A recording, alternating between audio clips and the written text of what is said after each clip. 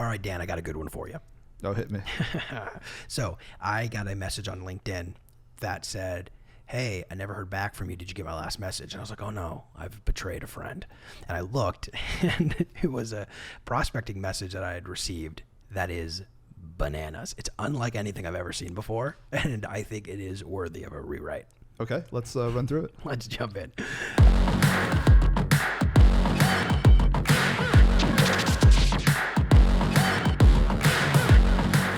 Here we go.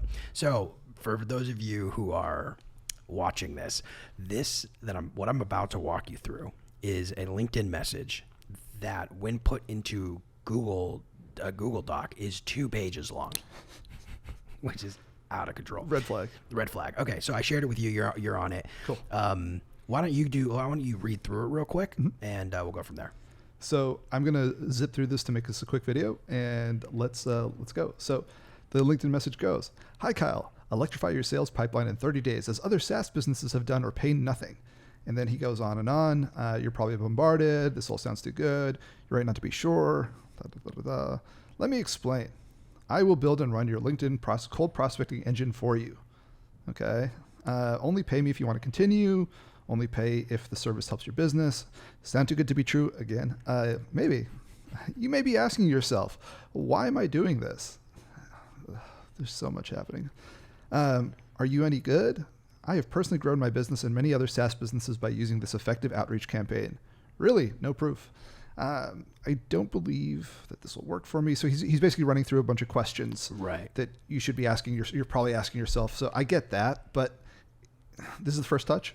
This is the first touch. Let's talk about my favorite part real quick, because we're not going to read through the whole thing because this is obnoxious. But my favorite part is, how much do you charge? And then he hits me with $19.97. Is that pounds? Yep. Yeah, pounds. Per month. Per month. Yeah. Well, looking forward to that. Definitely excited to pay pounds. And that's one of these other weird things too. Like if you're going to prospect me, like let's use my currency. I'm in the USA. We use the dollar here. Well, there's a bunch of like British references here. Oh yeah, that's so true. Let me get into this little 4-part structure I like to use when going through any sort of message. That's usually how I try to edit this stuff quickly. Should we start from the top? Yeah, let's actually talk about the 4 pieces, right? Okay. Number 1 is clarity. So many, I'm sure that you get these every day where it's just not clear what the person actually wants. Right. Totally. Kind of very vague. I'll help you with your business. And then, okay, the end, bye. Yeah. And it doesn't, so if it's not clear, nobody's going to take action. Right. Clarity is number 1. It is the primary thing to hit. And a lot of people don't get it right. Number 2 is relevancy. So you want to be clear, but you also want to be relevant to the business. And what he does out of the gate here is get stuff to be sort of irrelevant. It's British, it's in pounds. He makes a reference to, have you been on the old Dandelion and Burdock, mate? Yeah, I had no idea what that meant. Neither do I. I'm guessing it's a drink. So, and then also, as other SaaS businesses like yourself, guess what? We're not a SaaS business. Right. So relevancy immediately throws you off. It's Totally. like somebody coming into the bar and calling you Jim. Like it's like, wait, I'm not Jim. Now, but here's one thing I want to jump in on is because I get the SaaS business thing a lot, and I get it if you're doing a bunch of automation on LinkedIn, which I'm not really pro automation, but I'm not fully against it either. Like I get it. We gotta make things happen. You're a solopreneur. You're trying to make things happen. I love it. I don't really mind the SaaS business thing that much because I'm in there by mistake. The challenge with this guy is he actually has something he could sell me, which is this, I guess, LinkedIn prospecting methodology or a done-for-you solution for LinkedIn prospecting. I totally would buy that, but you kind of killed it with me because you just called me a SaaS business. So I think that's something to point out. If you only sell to SaaS businesses, then you're fine. But if you could actually sell SaaS and service, for example, then being broader is more important. This is why I don't necessarily like calling out the type of thing that you're targeting for in the message. It's good to target for something, do that internally with your system. Totally. But to say, the other business leaders like yourself, the other CEOs like yourself, then I know I'm being grouped with a bunch of CEOs or something, and it's not that doesn't help the conversation naturally. It's a strategic point that should happen inside your system, not inside our conversation. Right. Okay, so we have clarity, we have relevancy. What's your next two? So after this is obviously going to be length, right? I mean, this thing is 2 pages long. It's just nuts. A bit long. In general, being long isn't necessarily a bad thing if you're super engaging, but guess what? Most people are not super engaging, Right. especially on a first touch. You want to make your point, get in, get out. Yeah. Like a conversation. If I walked up to you and I just started blabbering on without giving you a chance to speak Yeah. for the first, for a solid couple of minutes. Right. And you're super British. I could see you waiting to drop that in. Yeah, well, I mean, isn't that it's awkward? It's weird. Right, it is I haven't had a chance to Totally. say anything, and you've kind of walked me through a rhetorical conversation. When you see somebody saying, "You might be asking yourself this," that's a red flag that they feel that they need to start to insert you in the conversation, but don't know how to, so they start writing your character in. Right. It is the wrong thing to do. Totally. And you see this with people saying, anyway, so that kind of language written out it means that the actual structure of the thing is broken. Right. So there's length, clarity, relevance, length, and then proof. Proof will go a long way. If Yeah, he it just does. said in that messy, terrible sort of jumble of ideas, if he came up with something that said, hey, I've also helped competitor X, Y, and Z do X, Y, and Z, A, B, C, whatever, of better Exactly. business, then you might kind of read through all that other stuff and be like, all right, so it wasn't totally relevant. Okay, so Absolutely. it wasn't whatever. But this guy gets results, and I'm really results driven. Totally. Right? That would Right. save it. There's So, one thing he could do to save the whole thing, but we missed the mark. and I'm guessing he probably doesn't have the right stuff, but Right. he could. So really any one of those things, if you nail the clarity, the relevancy, the length, or the proof, any one of them could help to get the conversation going. If you do all 4 of them, they likely will get the conversation happening. Right. So Should we jump into this thing? let's do it, man. Let's do a little rewrite here. So I think I have access to this, so let me get in there. Yeah, you should be able to Okay. edit around. So electrify your sales pipeline. Oh, one more thing. I don't like buzzwords. So to electrify a sales pipeline, I sort of understand what that means, but wouldn't it be better to say something like, hey, do you want to 10x your sales pipeline? Right. Let's put some numbers in. If I'm promising to grow you, am I going to grow you 20%? Am I going to grow you 200%? Yeah. Let's make some claims and back them up. So right here, I would say, I like or you pay nothing. yeah, guarantees are great. Like, can we just put something, get X amount in pipeline in 30 days, or you pay nothing? But is that even a good way to start this message? No, it's not. But there we go. I was having trouble editing. No worries. I was filling the dead space because I'm a professional. All right. First of all, let's just separate the ideas out a little bit. If you want to electrify your sales pipeline in 30 days, I can do that for you. Let's get rid of this as other SaaS businesses have done. Or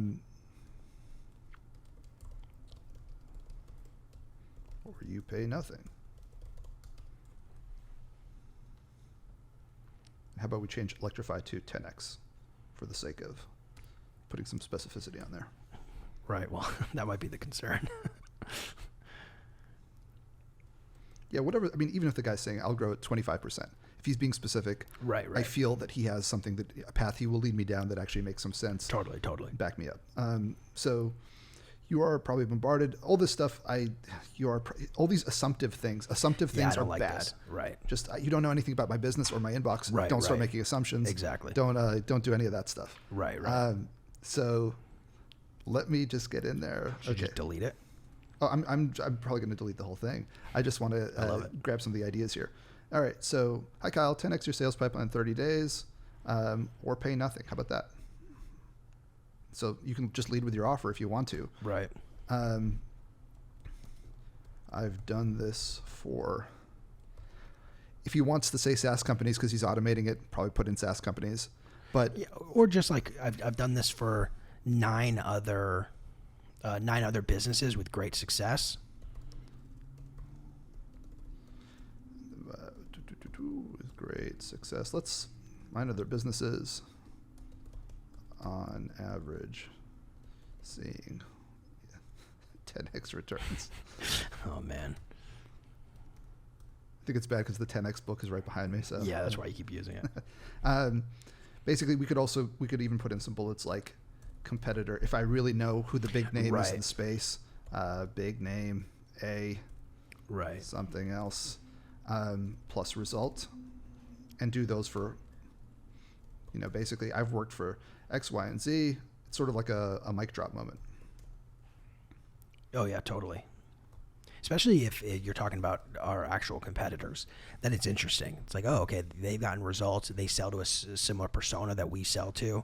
That's interesting. And I think, and what I want to point out here too is it's not necessarily that we're against automating stuff in general. Like, I don't think it's a bad thing to send automated messages. I prefer personalization, but I get it. Depending on your deal size, like, it doesn't mathematically make sense for you to spend a bunch of time personalizing if you're not getting enough business to justify that level of effort. But one of the things I want to highlight here is you have to capture the attention of the person who's reading it and make them curious to learn more. That's all we're trying to do. So by showing them a bunch of big names and competitors and then the results that they've generated makes me think, oh, maybe they could generate results for me as well. Exactly. And the alternative to putting in proof like this is to walk me through a process that you have. Right. So the more specificity that there is, we've made the claim. We're gonna grow your business. You don't have to keep saying that throughout the thing, or like tell me what my objections are. Just show me that you have a clear process that's logical, that sounds good, and that I have proven templates. I have a bunch of stuff that I do. I have a team that does this all the time. Whatever it is. Right. The process is a 30-minute call, and then I automate your stuff. You don't touch your LinkedIn for the rest of the time moving forward, and you get results automatically in your inbox. Right. Cool. So just something like that is make the point. Explain the point a little bit or back it up in some fashion, and then end it. That's it. Right. And I love how you end this here with the, would you be interested in similar results for your business, as opposed to saying like, oh, let's put some time on the calendar, because I can say yes, and then we can get some time on the calendar, but it's such an easy thing to respond to versus like me pulling out my calendar. It's a bunch of nonsense. Well, I mean, we're moving away from the hard sell, right? Right, so right. I mean, if we don't want to put the salesy language red flags up in somebody's head, so what we do is just avoid it. And what's a natural thing to say yes to in a conversation, Right. not a sale. Maybe a red flag like saying we're going to 10x your sales pipeline in 30 days. Okay, fair. You know what? I figure. Also, stuff like just things that are incorrectly spelled drive me crazy. Or we put capitalist for no reason. Right. So, I mean, anyway, we got this in a better spot for sure. Let's say. How do you even say this? Get 20 meetings on your calendar from LinkedIn in 30 days, or you don't pay me anything. Like, he has to figure out what he can achieve. Yeah, exactly. For that money back guarantee. What is the result that he's interested in? There you go. Yeah. And then like your offer's got to be based on something, right? If you're making some claim, it's got to be something. Just don't. And I like it. There's money back guarantee. That's interesting. Yeah. Right. Like if I was in the market or somewhat loosely wanted to use LinkedIn for lead generation, that would catch my eye. Lead gen is never going to go away, and every business is always going to need it. So it's a good service. What he has is probably the beginnings of something good. Right. He's just approaching it with a lot of crazy energy, which is not going to translate well to the message. So just edit it down, back it up, and just say what is the thing that I'm trying to offer here. Make the offer, and then see. Right. Interesting. You know what it makes me think of? Like, if your offer is good enough to where it stands on its own, like, what do you need all the extra stuff for? Like, here's a real thought that I'm having. We talk about automation when we do cold prospecting, but nobody talks negatively about automation from marketing. Very true. Yet that's how a lot of business is done, right? I bought soap from an email that I got from Dr. Squash soap. They didn't say, hey, Kyle, I love that you were on the Revenue Podcast this week. And I was thinking, would you like to freshen up with some of our soap? That didn't happen.